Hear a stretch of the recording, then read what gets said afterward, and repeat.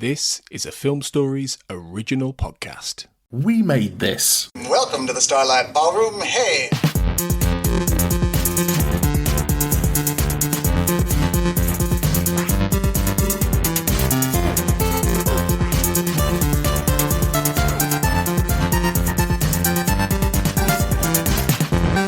Hello and welcome to Shipwrecked and Comatose, the podcast about Red Dwarf on the We Made This podcast network. My name is Mark and I am your host for this third episode in a week. We're only doing 5 because, we're doing episodes on the Smegazines. We're looking at Volume 2, Issue 3. And as always on this journey, I am joined by the two fools who agreed to do lots and lots of Smegazine episodes. Hello, Carl. Ahoy! Ahoy. Permission to come aboard the ship of fools. Oh, I see. Hello, Colin. All right.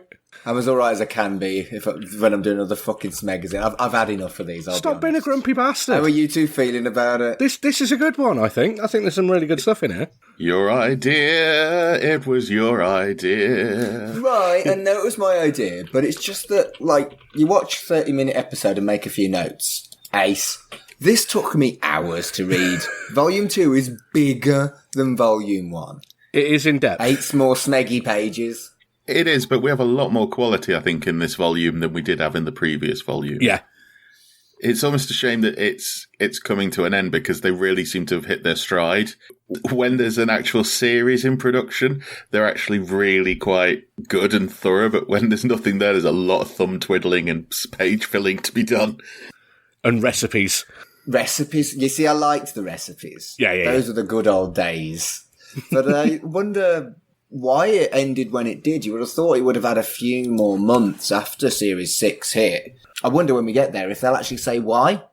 I've not read the last one yet. Yeah, and I think it'll be interesting to find out. But we're not there yet. We are on Volume 2, Issue 3, and we're doing 5 this week, so we have hit Hump Day.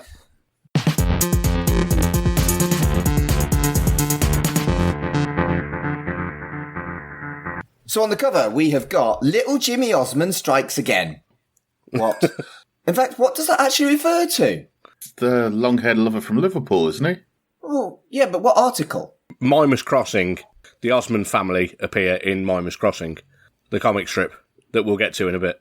Really? Is that all it is? That's bollocks. Right, okay. Yeah. They've got an on-set report from Series 6, a Danny John Jewel interview, Crichton's on the front, with a how to make a mech article, that's what he's advertising. And we are told that we have the return of Mr. Flibble. So when you saw this cover, what were you most excited about? For me, I think it was the bit at the very top of the thing saying, on the set of Series 6. Just like, oh, excellent. We're going to be seeing Series 6 and what's going on. And whenever they've gone sort of backstage on these things before, they've always been pretty good. So for that, it was, for me, it was that being able to see what's going on Series 6 and sort of all the teasers they've come up with is finally coming to fruition. Yeah. I mean, particularly if I was reading it at the time, that would absolutely be the bit that piqued my interest the most, because this was gearing up. It was like about a month and a half away, I think, maybe 2 months from when the actual Series 6 was broadcast, I think. What neither of you have mentioned so far, you've both said, oh yeah, it's got on the set of Red Dwarf 6. You haven't mentioned the absolutely fantastic pun, Get Down Shepperton, which precedes it because it's filmed at Shepperton Studios. That is a very good pun. I liked it. Next up is the Smegatorial. Clever, it's a pun. I said that last week, moving on. So there's lots of hype for Series 6, which is in 12 weeks. And he mentions that Tongue Tied is going to be released. And there is a picture of Peter Ragg reading the Smegazine. That is a lovely picture. I like that. It is. In it. Yeah. Because of where we were the other day, we've just started Series 10 in our sort of main timeline, and that's the last series for Peter Ragg. So seeing a picture of him looking all happy and reading the Smegazine is quite nice. I think. It's lovely. Yeah. What a legend. Yeah, absolutely. It does feel like the front cover and the Smegatorial have kind of replaced the contents page. And I've already mentioned I like a contents page. We are repeating ourselves a little bit on these, you know. Yes, you are. You are? Okay, fine. Next up is Lister the God, which is the first of, I want to say, 4 comic strips. Mm-hmm. And did anyone else feel a little bit cheated by the resolution about how Crichton survived? It was interesting because it was very 1930s serial ending. It's like you've got the cliffhanger in last month where Hudson turns up, and then within seconds you find out that no, that was Crichton. Yeah, it does have that same Bat Time, same Bat Channel kind of feel to it, doesn't it? Yeah, definitely. What I did think was interesting was the elaboration on Rimmer as part of the Prophecies of the Cat Bible. That was cool. I thought that was really interesting, and it kind of made sense with Holly's decision to bring back Rimmer as well. Yes. I mean, a lot of these strips, I mean, this strip, I think, it could have been an episode. I get the feeling that some ideas here were the writers from the Smegazine trying to pitch to Doug, like, you know, I'm available in the next series if if you fall out with Rob. Yeah. Because at that point, they hadn't. No. No. I've heard Seven's going to have a bigger budget and stuff like that, and you want more set pieces. May I direct you towards this comic strip here that I've written? I mean, it hasn't happened yet, but stranger things have happened when it comes to Doctor Who. True. A lot of the big Finnish serials became TV stuff, and some of the new adventure books as well. Yeah, definitely.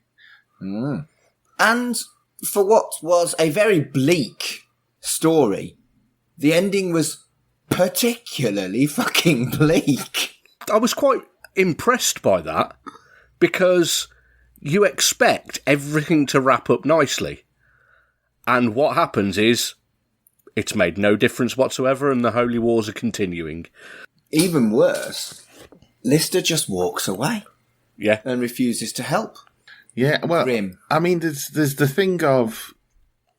Obviously, they've gone... We're going to get wibbly-wobbly here. There's the thing of they went back in time and there's nothing they can do about it because it's already happened. You forget what I mean. Yeah. Fixed point in time and all that. Yeah, so it could be a fixed point in time. I mean, Lister could have done something, but when you do meet the cats, I mean, it's the Red Dwarf tradition about not mocking religion, but at least prodding religion a great bit, and they're very stoic in the war has to happen and all this. And the thing I thought was interesting is how there's the faction of half of them think that he's called Cloister, and the other half think he's called Clister, showing that they've advanced past the whole blue hat, red hat, or green hat, blue hat thing that it was. So it's warped over the years, and it's even gotten worse. Yeah. That was bleak, actually. Now I've said it out loud. Yeah. It's still great, but it is bleak as fuck. Yeah. Next up is news from the Dwarf, and there's information on the release of Tongue Tied as a single, and that the books and magazines are doing well with sales. 10%ers is getting a series. Red Dwarf 1 is coming to video, apparently. We've got names for the volumes, guys. We've got names for the volumes. Finally due on July the 5th. Yeah. I wonder whether that actually happened. We will find out eventually, won't we? I think there's a further update in next issue that we'll find out tomorrow. Magnificent. And then there are a couple of things that I wanted to highlight from this. I'd forgotten that Go-Getters was a thing. That's going on the specials list. We have got it.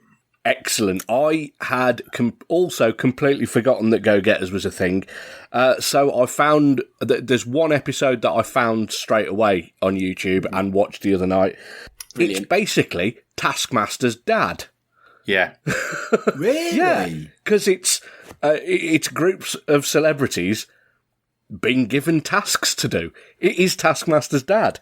The episode that I found was from the previous series from 1991. So you'd got, unfortunately, it was presented by Dave Lee Travis, DLC, the hairy sex offender. And then you'd got the 3 teams, Craig Charles, Linda Hartley, who was Kerry Bishop on Neighbours, and Andy Crane. Wow. Andy Crane. Then you've got Janice Long, Michaela Strachan, and Keith Chegwin. And then Bruno Brooks, Sonia, and Liz Brexit Kershaw. Wow. Definitely a time capsule of 1991. Or possibly even 1988. Yeah, this as well. I think we did do a search and we found it's on the list of videos we've got. Is the episode and a half. I think I found another one somewhere as well. This happened just before he gets arrested. So Right. the first series from what I understand, the first series goes out, he gets arrested, and then the second series goes out a lot later than intended. After he'd been acquitted. Yeah, and it was kind of like, right, let's put it out on like a Sunday afternoon or something like that, or That's a shame. 1 a.m. in the Meridian region or something like that. But yeah, Andy Crane and Sonia's still kicking it. She was at Eurovision. Sonia! Love Sonia. Yeah. The only other thing on this page that I wanted to highlight was there was an auction of some Red Dwarf and Doctor Who stuff, and one of them was a Vervoid, and they were the plant monsters that looked like they had a bell end for a face. Yeah. Yeah, I didn't know what that was. It's a Vervoid. It's from Trial of the Time Lord.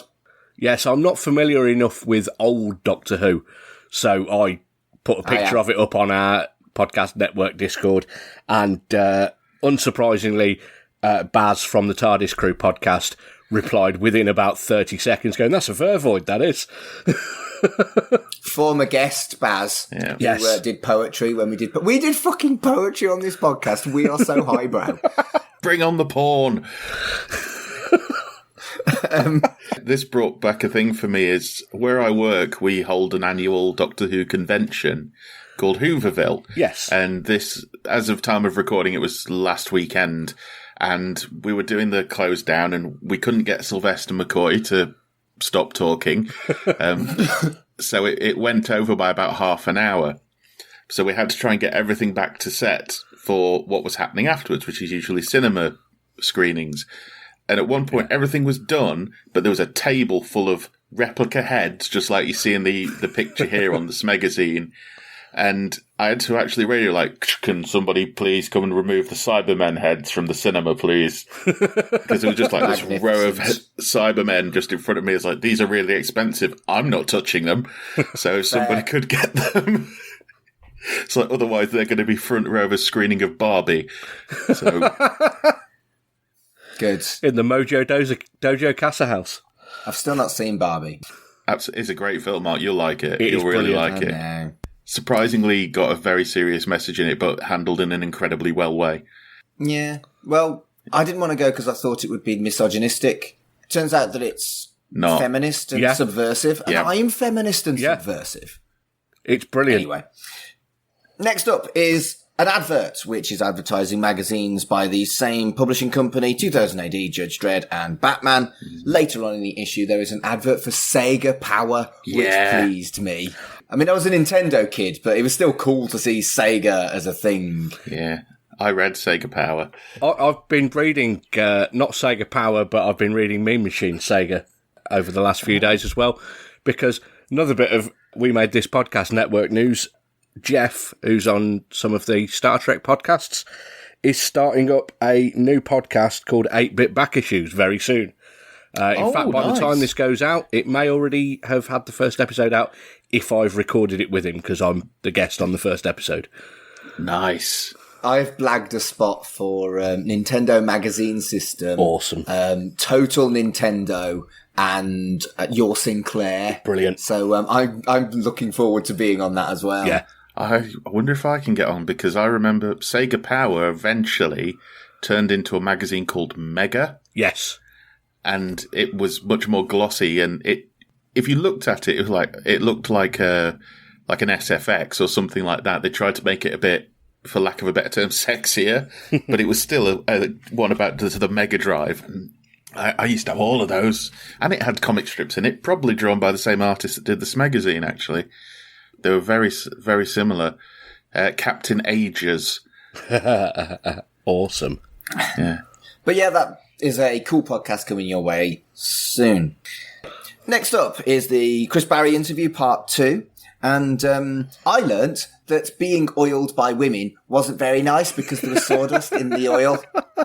I mean, it's all about the environment as to whether it's going to be pleasurable. I mean, yeah, you don't go somewhere that's sawdust and wood chippings, but, you know, Chris Barry might be up for that kind of thing. So don't go to one of them like really old-fashioned pubs and do it in there with like sawdust on the floor and stuff. I'm not going to go into a nearby chippy's yard with a couple of ladies in steel bikinis going, right, here, put my hands up, go on, rub it in. Yeah. There were a couple of bits that I picked up in that interview that I wasn't aware of. I didn't know that Hollow Ship overran originally by about 10 minutes. Yeah. I think we talked about it on the episode. Loads, so apparently I did know that and I've forgotten it then. But I'd forgotten that bit, so I relearned that. The line, I've come to know you as people I've met, Chris Barry claims he came up with that line, although he says that... Grant and Naylor may dispute that. Yeah. He's in a very introspective mood here, isn't he? He's talking about whether the role gets to him a bit. He said, I suppose it does a bit. But cut to like a couple of years later, like, I've had enough. I've completely had enough. It does feel like this was him kind of working towards his I only want to be part-time in Series 7, doesn't it? Yeah. Which is actually kind of sad, but also kind of fascinating. And he didn't like Backwards. Backwards a great episode. Yeah. I think it's interesting this because from the way it's talked about and from the rate we've been doing stuff on the podcast ourselves, it becomes very apparent that Chris Barry was working flat out. Yeah. Yeah. I mean, Britus did, 10 series in all? Something like that. Pretty much straight away. And obviously, Red Dwarf is, as we've seen from many of the documentaries and stuff, it never seems to be a cool, calm, and easy experience for everybody making it. No. So I think he was just completely worn out by this point, and obviously he must be doing as many voiceover jobs as he probably can as well. Yeah, I always think it's quite interesting that Chris Barry doesn't sort of surface much these days to do much unless it's Red Dwarf. I get the feeling that he's made his money. Yeah. And he's done it through voiceover work. And he's sitting around with his classic cars. Yeah. In a big garage. Yeah. Probably got a payday from Lara Croft as well. Decent one. Yeah. That's the thing is as well. I can imagine like he must still do voiceovers. He does the convention circuit. There's certain people now, like two that spring up to me is most of the cast of Supernatural are constantly doing conventions and things like that all over the world. Right. Because you can just find them on YouTube and you're like, when do they stop? And they go on, they go on tour. They've started hosting it themselves and gone on tour around the country with it. You almost get the feeling like, if Red Dwarf could almost do that, it's just like wheel them out, sort of, go on tour and do it. Yeah. So that must keep him busy. Hattie Hayridge as well. I get the feeling she can do that until the cows come home. I mean, you mentioned there was some conversation about Britas. There was quite a lot of Britas in there, which, is interesting. Yeah. But I was like, I would like to know more Red Dwarfy stuff, and that did feel a bit, not filler, but not what I wanted to read. Yeah. I think there's a couple of bits in this issue where it does feel like they could ask more, but they're pacing themselves. I don't think they realised that they'd only got, 5 issues left after this? And obviously they're hoping that they're going to be going for years and years and years.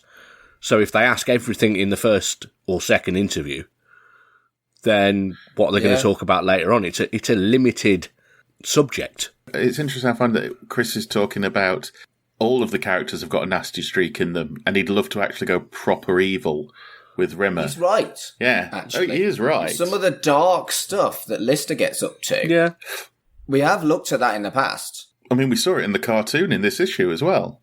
Yeah, exactly that. So, yeah. But yeah, overall, I thought it was a really interesting interview, really, really nicely written, and the quality has improved since we started reading this. I definitely think you're right about that.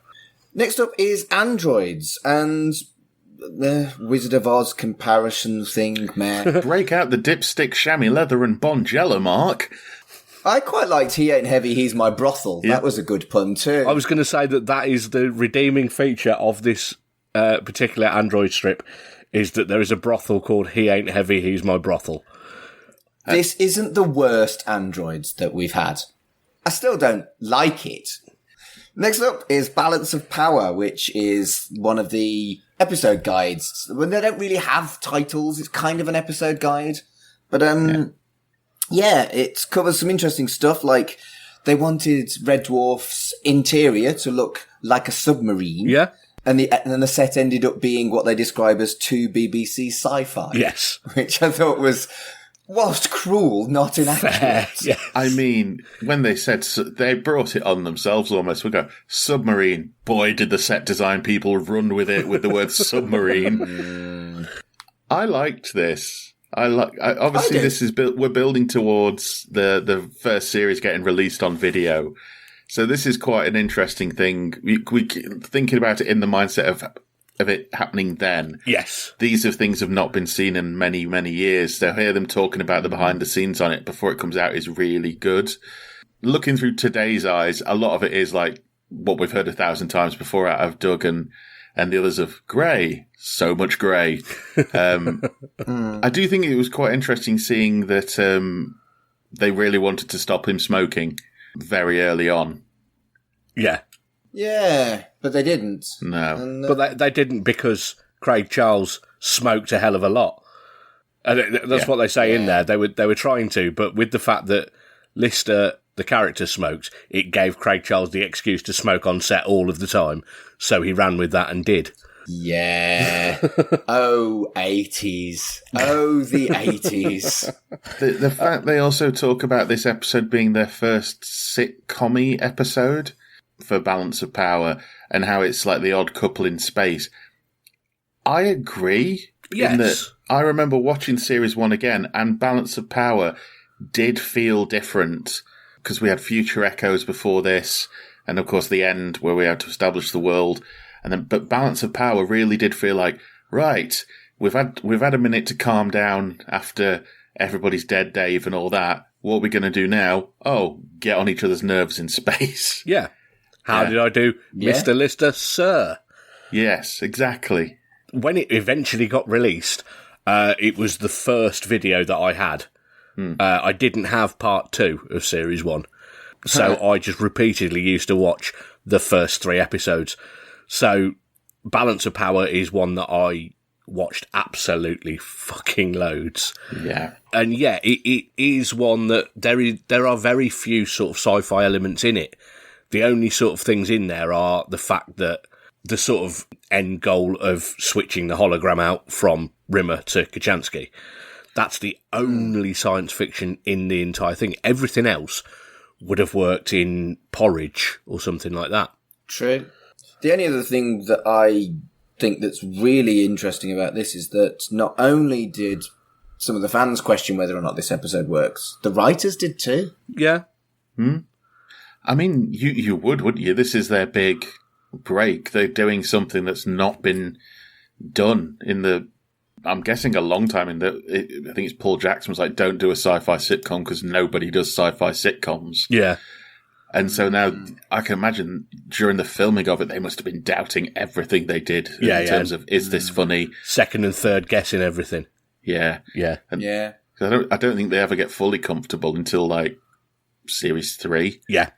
Yeah. Which we may well be talking about later on in this episode. Yes. Yeah. I did like that. There were a couple of things I also found interesting in this, but they'd originally planned to do a lot more flashbacks to what life was like on the ship before everybody died off.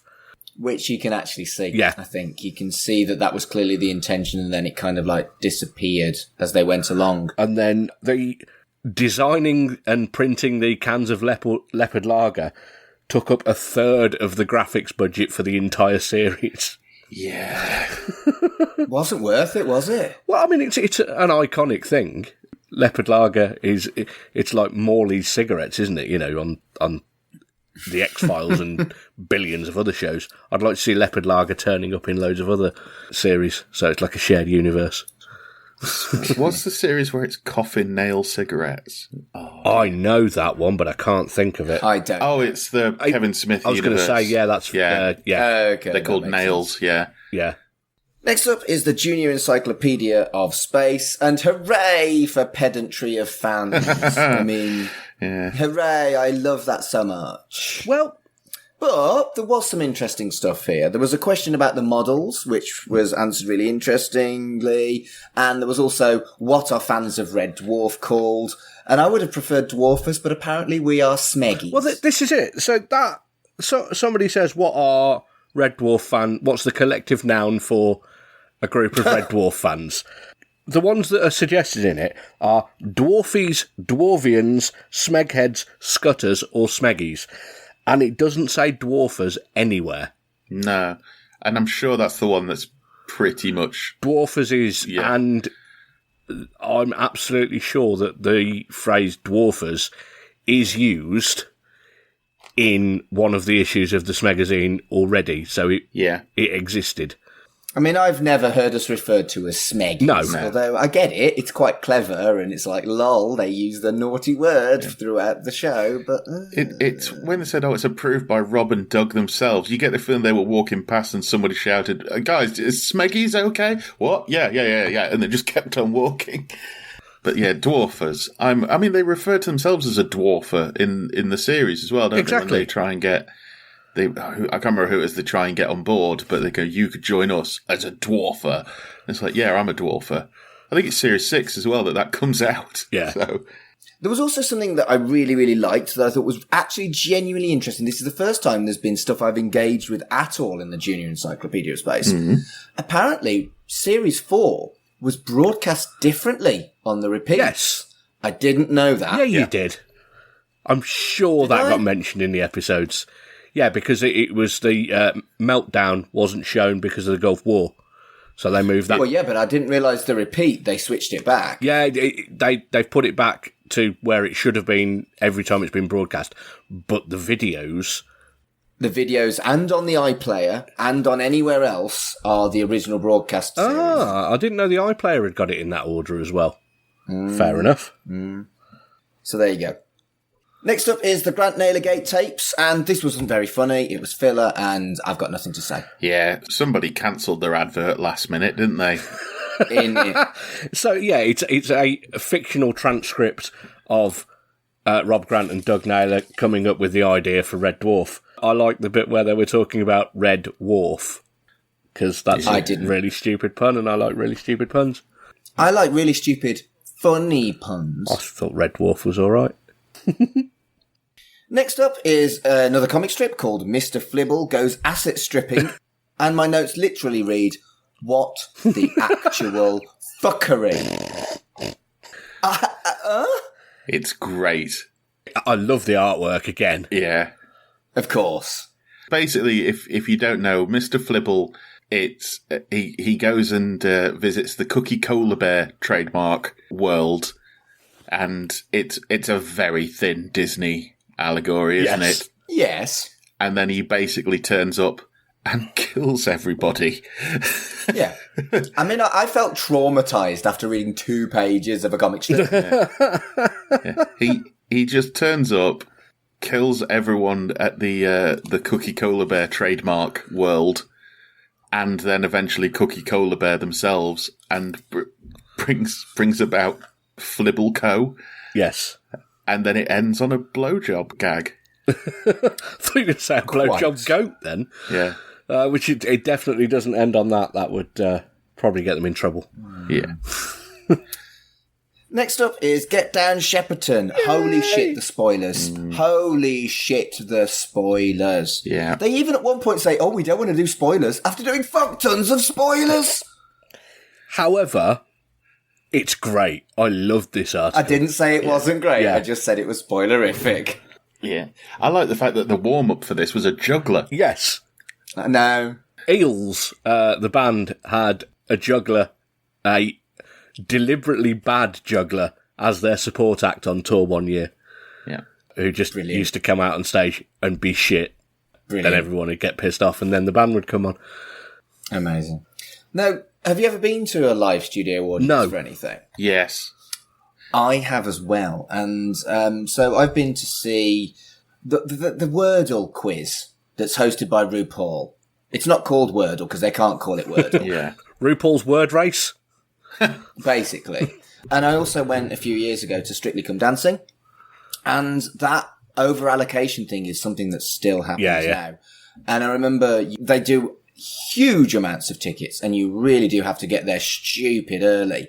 And it's fascinating that they didn't know that, even though they were working in the press. Yeah. This was a long time ago. This was late 90s. As part of a college thing, we all got sent down to, well, it wouldn't be Central Studios probably anymore, but the Nottingham-based studio where we were the audience for Sarah Green's Carlton Cooking Channel's cooking chat show thing. That sounds awful. They did about 3 episodes of it, and we all had to move around a bit and look Like you were a different audience. Different audience. And we all looked over at each other to people who we didn't come in with going, college trip, right? Yeah. Media students. Elson, yeah. Brilliant. But yeah, they did that because it's one of the very few like round the clock channels at the time. So yeah, they must have been like, just wheel them in, and get them to change outfit or whatever. I think we did have to change outfit at one point.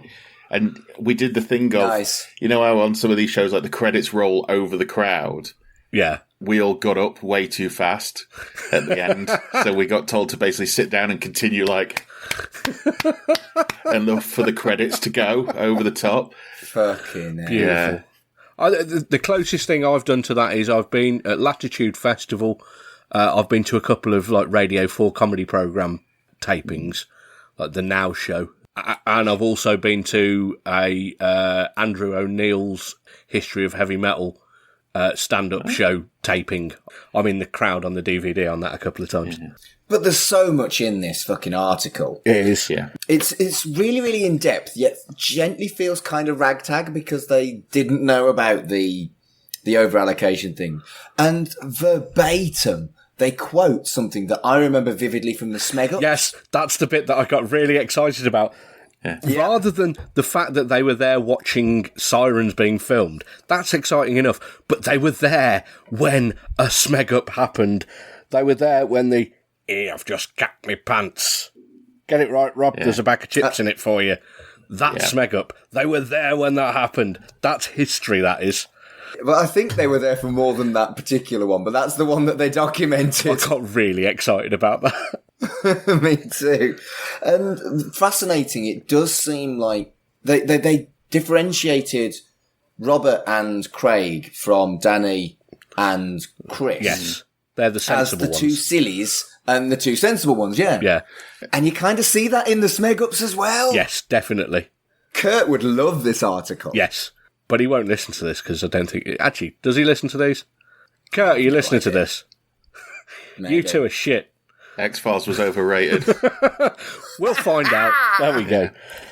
Yeah, that bit I just absolutely loved. That I really, really like this entire article. There's also a bit about Craig Charles in between takes singing the Stereo MCs, which very firmly puts it in 1993. Yes, it does, yeah. There's one last thing where they're talking about how Robert Llewellyn rips off the top of his nose and he has to shoot a thing for comic relief. And the easiest thing you could think of is, well, give me a red nose and I'll put it on over the top. Yeah. But they don't have one. I recently watched the making of Series 10 after we watched it together the other day. And it does show a clip of him, once he knows he's finished, ripping off his mask. And the first thing he does is he takes his nose off. Right. Despite his face. Yeah, so you get the feeling that this is a thing for him, is when he can take it off, he will just take his nose off first, I'm guessing to breathe. But this might be early on in the day where they're like, Robert, make sure you've completely finished, will you, before you rip your nose off. Quite. Next up is Cat's Chorus, which is about the imminent release of Tongue Tied. And he never released his own song. I was a bit sad reading it because he's so hopeful that he's going to have a really successful music career. And obviously that didn't happen. This also brings up a thing that we mentioned in our chat that we have, which is he's danced for Wham. Yes, I was not aware of that at all. He's in the Edge of Heaven video Yes. He gets pulled up to dance with them on stage. In 1985, he was one of their dancers on tour. Yeah. Which is how he'd ended up being in the video as well. I'd also completely forgotten that Rob Grant and Doug Naylor had written the Chicken song for Spitting Image. Oh, I remember that. I did remember that. What was interesting was they were talking about the B-sides, and I owned this on CD. They were wrong. Yes. There was no rock metal version of the Red Dwarf theme tune, and I don't think that's ever existed. No, this was all, he was planning to do this before he went into the studio, and he ended up doing, it was 2 or 3 different remixes, wasn't it, the B-sides were? Tabby Ranks. Yes. There is a version of him singing the Red Dwarf theme song, but I wouldn't call it a particularly zapped up heavy rock version. No. It certainly didn't make it onto the CD single, that's for sure, because I had it. I know there is a version because I've heard it, but yeah, I think it's on the vinyl. It's on a different version. I think it's quite interesting where he talks about how the only thing he knows how to do is entertain. He's a singer, a dancer, an actor. It's like, yeah, he is, isn't he? He's a proper all-rounder. Yeah. And that's why I remember when he got signed up for Strictly that year, I was like, well, it's in the bag. Bit of a ringer, wasn't he? Yeah. That doesn't seem fair. Yeah. I mean, before an actor, he was a professional dancer before anything. I don't think they ever met. I know I didn't watch his Strictly run, but I'm pretty sure they never mentioned it. Because if they'd have said on TV, like, he was a former dancer that danced with Wham all the way across America, like, okay. Maybe that was the thing of, if he's crap, then it makes him look really bad. And here's Bill Bailey. Yeah. Who isn't. I did watch the videos of Bill Bailey when he did it, and it's so delightful. He blatantly did it. Say this is a bit off topic, but he blatantly did it for the lark, and he's a man just enjoying himself. Yeah. Next up is holograms, and letters page, etc. But is it the normal thing, as much as it's a worthy charity? Is it the normal thing to write to a letter section of a national magazine and ask for a plug of your charity? It's a bit odd, but I get the feeling that it might have been a slow week for them. It's incredibly tenuous, isn't it? It's the Save the Whales charity, and they've got a whale called Holly. Yeah. And that's why they wrote to the Red Dwarf Smegazine. Obviously, someone working for the charity is a Red Dwarf fan, otherwise it wouldn't be on their radar at all. It's a worthy charity. I'm fine with it being mentioned. Yeah, I think it's better than a smug fucker talking bollocks, isn't it? What I am not fine with is Eric Davis. Eric Davis and his Eric W. Davis from Chorley. If you're listening, Eric, fuck you. Overall, I've just finished reading the new issue, Volume 2, Number 1. Overall, I like it, but you could cut down on the comic strip pages. Fuck off! Yeah. The comics are They're brilliant. the best bits. Yeah, what a bell end. Yeah. There's also the picture that someone sent in of their 2.5-month-old son, Samuel Ace Warman, and it just meant Ace Warman. What an action hero name that is! Yes, it is. There were 2 pictures of babies reading the Smegazine. You say reading, the 2.5-month-old looks trapped. They've just put it on top of him, haven't they? Yeah, he's got a look on his face of, Mother, let me out of this thing, please. It's kind of like beauty pageants where they're being forced to do something where they're parents. Red Dwarf pageant. I want the youngest Smeggy. Yeah. I want the youngest Smeggy. That is a callback. I definitely, for my own amusement, used to take various photos of before Elodie was old enough to read and before Stanley, my nephew, was old enough to read, with them sitting there holding things like American Psycho or War and Peace. Killer Crabs. No, it was nearly always a horror. Oh, yeah. Have you got a copy of Killer Crabs? I've never read that. I've got the first 4 or 5 books. Guy N. Smith is fucking ace. He is the Garth. We'll talk about books very shortly. But before that, next up is Mima's Crossing Part 1. And it's that art style again Love that I it. fucking love. David Littleton.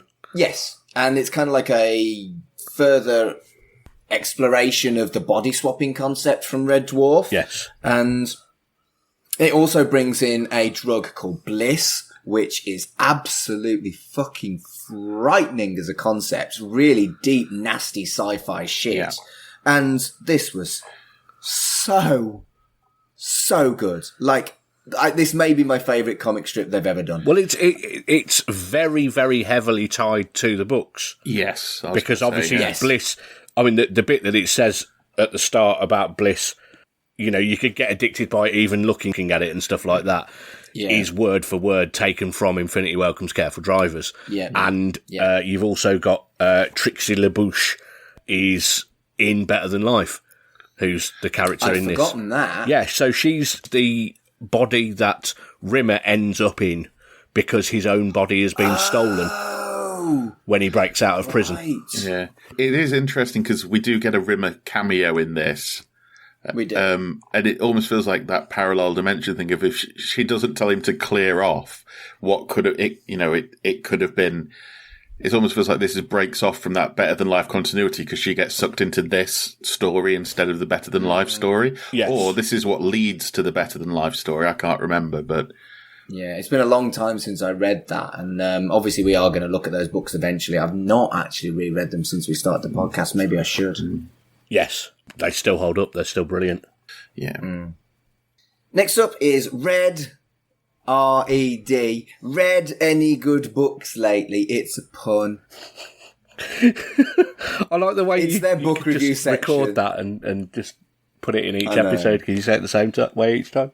They review an Asimov, Jurassic Park, a book I'd never heard of that sounds magnificent called Star Smashers of the Galaxy Rangers, and a book that I must own, but alas, I think I'm going to struggle to find Wiener Dog Art. Wiener Dog Art. Wiener Dog Art. Yeah. Especially with your safe search turned off. I did try and find Wiener Dog Art on Amazon. It is not something on British Amazon, unfortunately. Yeah. It's the Far Side, isn't it? It's Gary Larson. Yeah. I noticed Star Smashers of the Galaxy Rangers as well, and how it looks very much like the, almost like the Discworld books on its cover. Mark, there's loads of them on eBay for about £2.40. Ooh, I'm a treat myself. Yep. I thought they would be. I mean, I don't have much to say. I think their reviews were fair. Their analysis of Jurassic Park actually being a fantastic book is right. Jurassic Park was really interesting because this is a review of the book before the movie was out. Yeah. And it says something in there about we expect the movie to be really good. Yeah. And at that point, they didn't know that it's absolutely amazing. Yeah. Also, they're pleasantly surprised the book hasn't got now a major motion picture splattered all over the front cover. That eventually happened because that's the copy of Jurassic Park that I purchased as a child. I mean, that logo, the Jurassic Park logo, is iconic. It's one of the best logos in fiction there's been for a very long time. Yeah. Just one of the best logos, full stop. Yeah. We had it on because it was, I think it's its 30th anniversary last month. We've had it on at work and it still sold loads.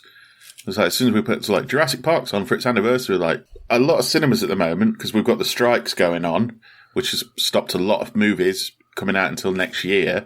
So what you're going to see at time of recording is you're going to see a lot of like, right, what's got an anniversary coming up and getting re-released. Right. Like since the strike started, we've had Jurassic Park, Serpico, Enter the Dragon. We've had a lot of the Disney stuff getting re-released because it's 100 years of Disney. There's a Disney film every week. I'm going to see, at the time of recording, I'm going to see The Jungle Book on Sunday in the cinema where I saw it for the first time, which was the first cinema I ever went to.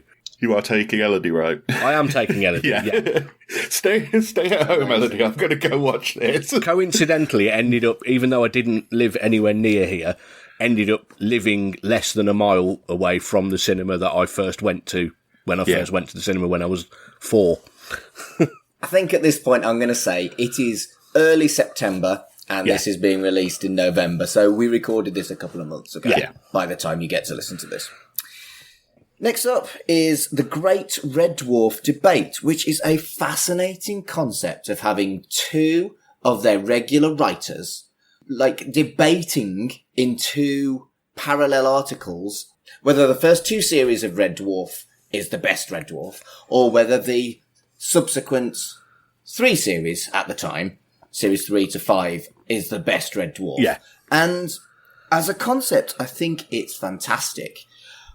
I struggled with it because it felt kind of painful to hear genuine fans absolutely tearing episodes that I love a new arsehole. And because they've got that knowledge, it was good and accurate. And I mean, I love the concept, but I came out of it a little bit sad.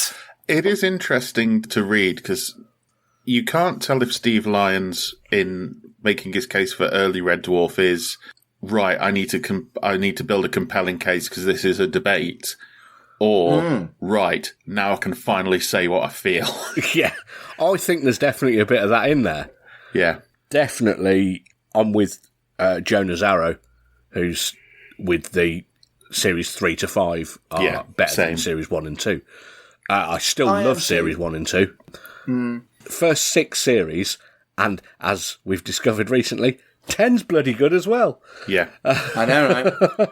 The case for 3 onwards is they're saying this is where it's hit its stride because, like we mentioned earlier in this episode, Rob and Doug feel comfortable and, you know, the actors start to feel more comfortable, and it shows, I think, from series 3 onwards, like when stuff like the polymorph and things like that, we wouldn't get performances like Lister humping his underpants and all that. We wouldn't get that in series 1 because everybody was too slightly uptight about it. Plus we've got Crichton. Yeah. And that's the thing. I think the strongest argument across both of it isn't really touched on as heavily as I would have done if I'd written one of these.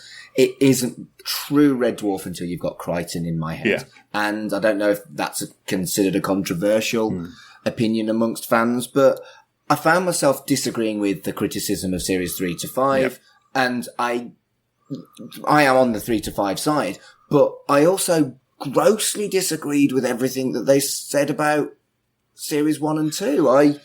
Everything about this article was interesting, intelligent, it was well written, it was an innovative concept, it was well researched, and I hated it. Right. It's like watching your parents fight, isn't it? Yeah. I see what you mean. I think there's more to agree with on a factual basis in the case for 3 onwards, because it is bringing up things like the cast have said they're not massive fans of it. The writers have said they're not massive fans of it. The bits where they mentioned, it was like, oh, you know, people who like the first 2 series say, oh, the cat was funny when they only had 2 lines an episode. Well, that's not great for a start. Yeah. You know, more cat. I mean, it's accurate, isn't it? Yeah. But also, I get the feeling that if they hadn't swapped from Norman to Hattie Hayridge, part of me thinks Holly would have gone earlier. Yeah. Because they'd have run out. Having Hattie Hayridge refresh the role. Definitely agree. Admittedly, it only lasted another 3 series, and she didn't get a great lot to do. But I think it probably would have happened a lot earlier if it had still been Norman. Yeah, and I suspect Norman would have shit the bed and got fired. Yeah. It does make me laugh that out of all of them, the one who's probably the biggest, for lack of a better term, shit disturber out of all of them is Norman Lovett. Even Craig Charles in his wilder, younger days didn't ruffle feathers like Norman Lovett did. No. Next up is a short 1-page article called Creating Crichton's Head, and it's about Peter Ragg and how Crichton basically nearly didn't happen because they had massive problems with creating the mask for David Ross. And they really got there by the skin of their teeth. Yeah. And apparently David Ross was pleasant. I think that's the most shocking thing in the whole issue. Yes. I think this goes back to who it was that said he's not a nice person, which is Norman Lovett. But he didn't come across very nice in the interview that we had in an earlier Smegazine. No. True. He seemed very, very arrogant. Yeah, I think he came across worse than Norman Lovett. Oh, God, by a long way. Yeah. In a more positive note, I love hearing them talk about the development of the mask. Oh, yeah. This was great. If you ever see I found all the making ofs, somebody put them all up on YouTube, so I don't have to keep filtering through all the discs on my DVD shelf. Listening to Robert Llewellyn talk about Series 3 and the development of the mask, or the helmet as he thought it was going to be. Yeah. And then seeing in previous series, like, the evolution of what they made it out of and how much quicker they could do it. And right up to, again, I watched the making of Series 10 the other day, and the special effects people talking about how much easier it was to make the mask, and they actually motion captured him. Basically, to make they fired a load of lasers at him to get all the contours of his face so they could make it better. And Robert Llewellyn was saying that how in every series beforehand, if he wanted to make Crichton smile, he practically had to rip his own cheeks off, smiling as hard as he could, just to make Crichton Crackle Rye smile. And with the season 10 mask, if he smiled, Crichton smiled. It was very much more intuitive to his face. That's definitely an improvement then. Yeah, definitely. Yeah. Well, and next up is almost like a spiritual sequel to this article. It's a companion piece, isn't it? Yeah. Yeah, it's called How to Make a Mechanoid, and this is the perspective of the makeup artist. And what a bloody brilliant article this is as well. Yeah, Bethan Jones, who was the makeup designer on Series 2 and 3. And it talks about her baptism of fire, not knowing what the show was about, coming in, and basically it felt like they were talking gobbledygook, and I thought that was incredibly charming. Yeah. Because she wouldn't have had the internet to even have a quick Google search about what she was going into. Yep. And so she just sat there and went, what? Yeah. They were talking about Red Dwarf? Yeah, well, she was brought in unexpectedly because she was part of BBC Wales. Red Dwarf was being made in Manchester. They'd got 2 makeup artists that they usually work with in Manchester, and they were both busy on other projects, so couldn't do it. So the BBC had to keep everything in-house because of the way it's funded, and called her over from Wales. Yeah. So that's why she hadn't got any sort of previous expectations of what it would be. Yeah. But, if you got called over for a show you didn't know from Wales, that's a train journey. Yeah. You'd have Googled it, wouldn't you? Yeah. It's just a snapshot of 90s life, I think. Yeah. But this article's great. There's a lot of talk about hair, though, and I got quite envious. I've got hair on the bottom half of my face. Yeah, same. I mean, I've got some hair, just not on my head. I'm just sort of talking about how long the mask took to do, and the fact that one of the issues was they couldn't have it. Well, they couldn't get it to look flesh toned initially, and it was yellow. And she had to put makeup all over it with the right set tone to make it look flesh coloured. Yeah. It's fascinating because, just like we said from the sound of it, we've all been asked to do something with like, do you know what you're doing? Yep, totally. I know what I'm doing. And she's kind of done that a bit, thinking, I'll get it when we get there. And she's got there and it's like, bloody hell. I've got to make a what? But because she was coming from like World War I things, so she could do like blood and gore and detritus and all that kind of stuff. But this is completely different. It took a long time for me as a kid to realise that Craig Charles's dreads weren't his dreads, they were extensions. It was slightly disappointing. And the cat had a longer ponytail because of Bethan Jones. Yeah. Yes. Because she felt that would improve the look, and that's fantastic. Yeah. I didn't know that. The other thing I didn't know was that they taped a turtleneck to Norman so that they could get the transition for him on the screen, which, I mean, if it works, if it works. Did the job. She came up with a hologrammatic H as well. I'm very impressed that she mentions that it is literally just double-sided tape and it stays on all day. Yeah. Yeah. It's like, that's impressive, and kind of a credit to Chris Barry, because if I had something stuck to my head with double-sided tape all day, I don't know if you could get me to act that well, because I'd be like, I've got a thing stuck to my head with tape. Yeah. And the only other thing that I thought was fascinating was just the acknowledgement that if you put a bit of weight on because you've stopped smoking, you need a new mask if your name's Robert Llewellyn, which is actually really sad. Yeah. That he quit smoking and he fucked up the mask. Yeah, it's a very good article. Isn't it? The fact she mentions little things that we would have taken for granted, like in Stacey's leak, she made the Android bellboys with the silver heads and stuff, something that just walks past in like 2 seconds of a shot, and you're like, oh yeah, somebody did have to build that, and it was probably a frigging nightmare in 1988 to actually build. It's a really nice insight to an aspect that I really haven't put much thought into how it would work at all before. Particularly on this magazine episodes, actually, we've absolutely kind of idolised Peter Ragg. But how important was Bethan Jones? Yeah. Yeah. Yeah, very much. Amazing article. She says a very fun thing is after David Ross, they obviously have to redesign the makeup for Robert Llewellyn. And she said, I wouldn't have been surprised if they had to recast Robert every series after that first one. Yeah. Because of what they had to do to him. It's also a credit to Robert Llewellyn that it's like, he guts it out wearing that mask. And he does to this day. It's, fascinating. Next up is Next Month in the Smeg, which is the preview of next month's issue, or in our case, tomorrow's issue. Yep. And there is some fantastic art advertising an article on the many faces of Lister. There's also a mention of a Hattie interview, the regular features, an article on Danny John Jules' single, another article on Keith Mays, the sound effects guy, which after the Beth and Jones, I'm very excited about. And then they're launching something called Red Dwarf, and there's going to be comic strips. I don't remember Red Dwarf, showing you how the Red Dwarf game should be played. I don't remember this at all, so I'm quite looking forward to that. We'll find out tomorrow. Yeah. Which one are you most excited about? I'm quite looking forward to Hattie Hayridge, to be fair. I think it's Keith Mays for me, because of... Yeah. I've got a book written by Ben Burt, who was the sound engineer on Star Wars. You know those books where you used to get the buttons where you press them and they make the sound effects at the side? Yeah. For little kids. Oh, brilliant. But it's like a really posh version of that because you select the number and it'll play you a sound effect and then it tells you how they made that particular sound effect, like the the blaster noise was hitting a big metal cable and stuff like that. And that's fascinating. So I'm expecting that kind of level of awesomeness from Keith Mays.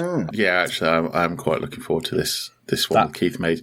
I'm on the TikToks, like the young people, but it is interesting seeing some people on there. Like there is a Foley artist who records her sessions and shows you how she makes stuff and awesome. what she does to create certain sounds, and it's really good.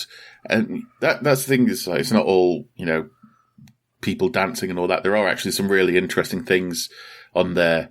And this one of this lady just doing the Foley work is, standing in a box of gravel and crunchy crunch. All that is really, really good. I went into the wrong job. Customer fucking service. I'd love to do stuff like that. I know, right? Next up is Dwayne Debley, Part 4, Court. And there's 2 panels, and one of them is a full-page spread. I was surprised how short this was, but it's still cool. Because it's so short, it is 1, 2, 3, 4, 5, 6, 7, 8, 9 pictures. Yeah. There are just 9 different panels in this on the spread across the 2 pages. There's not enough for it even to grab your attention. I'm quite enjoying this particular strip. Yeah. It's got, brilliant Nigel Kitching artwork, but I wish they hadn't split it so thinly. Yeah. And it's like I was saying earlier about them saving stuff for other issues.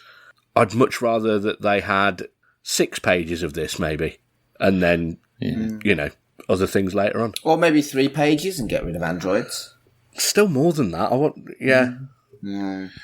It is a lovely art style though. Like the baddie in this strip is so well designed. It's like the character looks like what would end up being a bit like Spider Jerusalem from Transmetropolitan, sort of Hunter S. Thompson looking character, but British, which is always fun especially when you hear a character in like one of these strips, which you always mentally have in your head would be American, just because of how Marvel DC. But when they go, bugger, it's like yes, Next up is the final article, News from the Omnizone. And this is basically a report on other sci-fi going on. So Star Trek is continuing, and Next Gen is going into its final series, and Deep Space Nine is going into its second series, and everybody seems to love the Borg. There's news on British telly and video releases. I don't remember the Borrowers TV series at all. I do. That's the only bit on this page that I gave a shit about, because I don't care about Star Trek.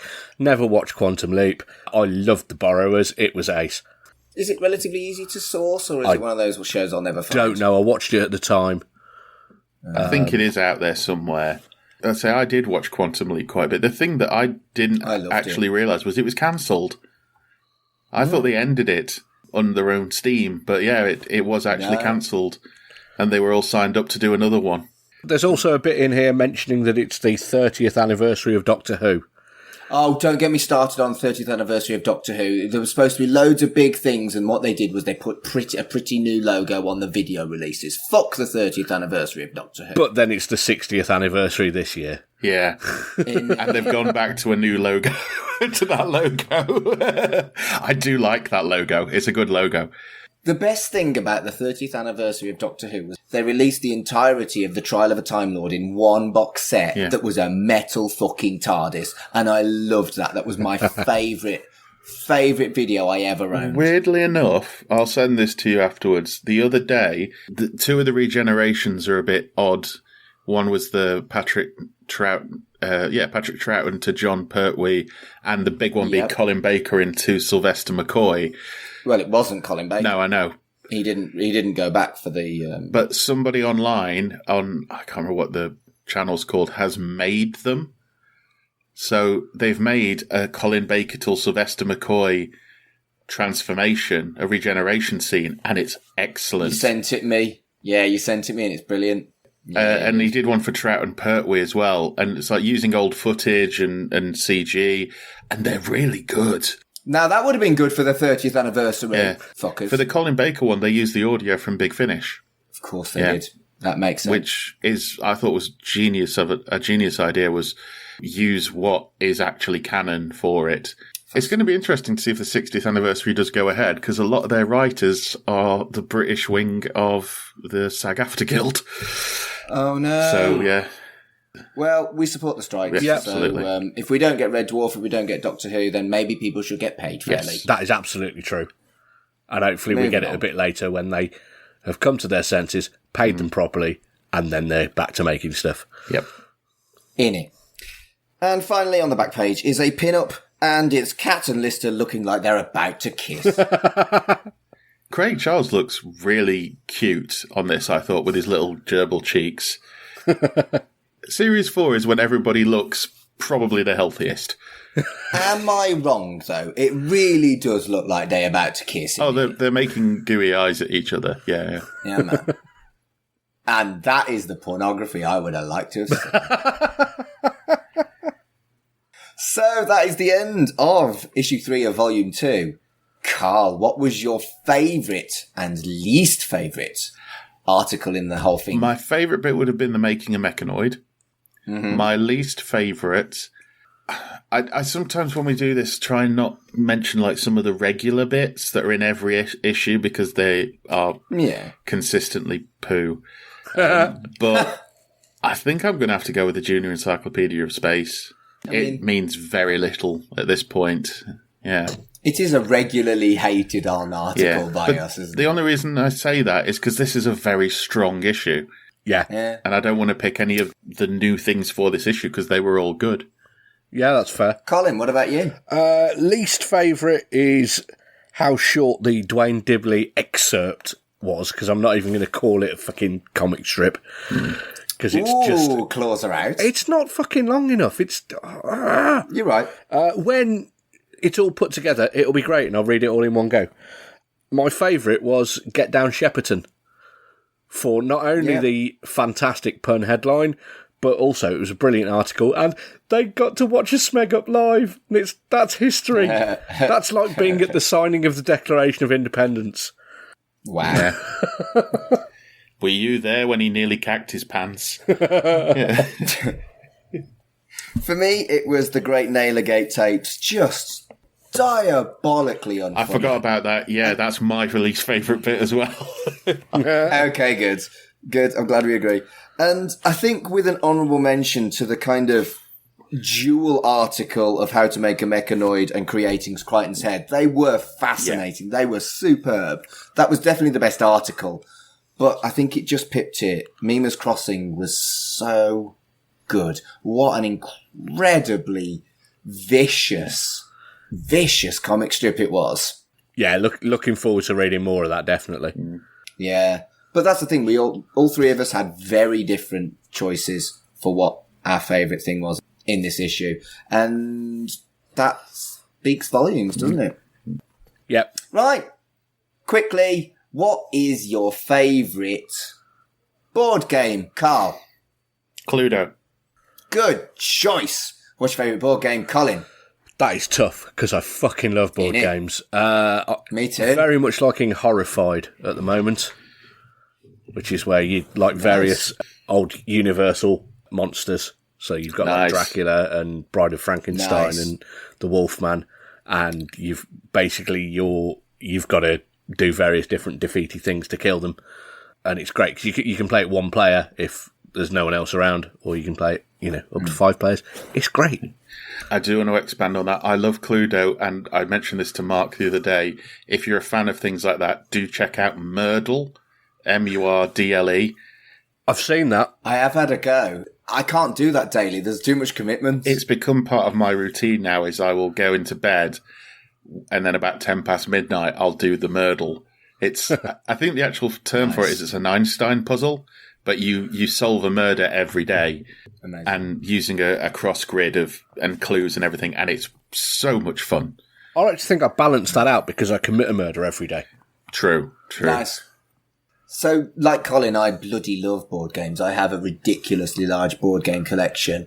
I've just bought the remake of Hero Quest. I'm absolutely delighted with it. I forgot they redid that. Yeah, but it's not my favourite board game. I just can't not pick Shadows over Camelot. I think it's the game I've played the most. I love board games where it's cooperative against the game itself. And Shadows over Camelot is Arthurian, and I love the legends of Arthur and Merlin.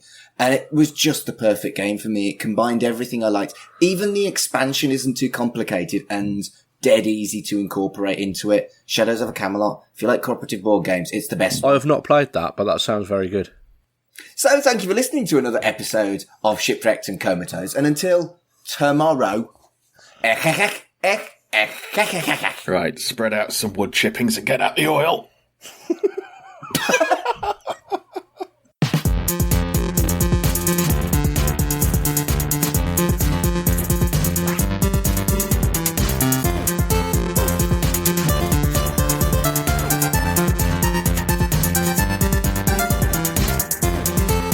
Shipwrecked and Comatose, a Red Dwarf podcast, was created and produced by Mark Adams and Kurt North. You can find us on Twitter at Red Dwarf Pod, and we are part of the We Made This Podcast network. Do you like music and do you like podcasts? Chances are you like music podcasts. Take this one for example, Pick a Disc. I'm Matt Latham, and every fortnight a guest comes on to Pick a Disc to talk about an album for any reason that they want to. We'll talk about the album as a whole, we talk about songs, we talk about any personal stories about the album, if they've ever seen the band live, and all sorts of other crazy tangents. And if at any point any of that made you want to listen to Pick a Disc, then you can find us on your podcast apps of choice, or on the Facebooks and Twitters and Instagram under Pick a Disc. We're also on the We Made This Podcast network on WeMadeThisNetwork.com, and on Twitter at We_made this. Goodbye.